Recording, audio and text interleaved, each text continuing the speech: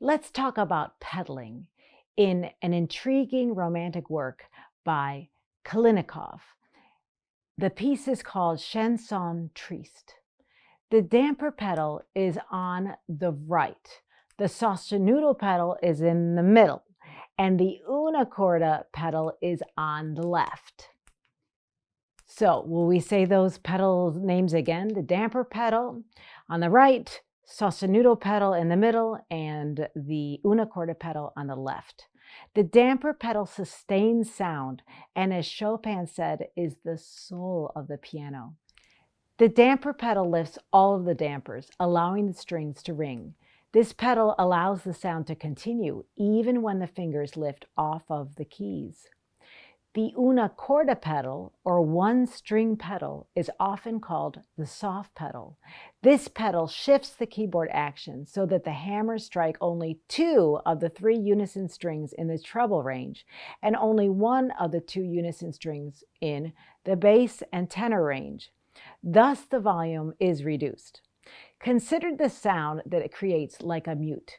When one uses a mute in brass instruments, the timbre of the sound is changed, and so it is true with the instrument of the piano.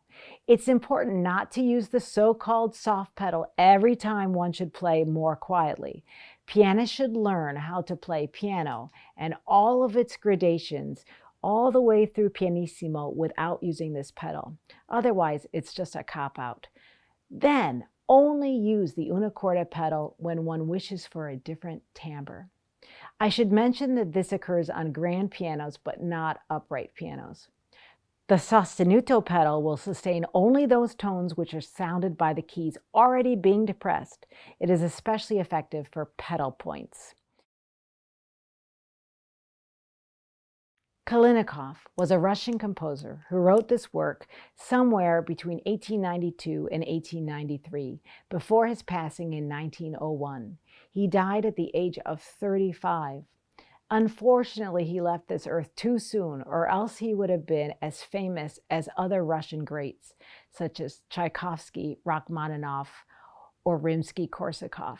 He was helped by both Tchaikovsky and Rachmaninoff, which is interesting to note. And he wrote a lot of wonderful music. So if you would like to learn about this piece and to play this piece, you can find it in the Festival Collection, Book 6.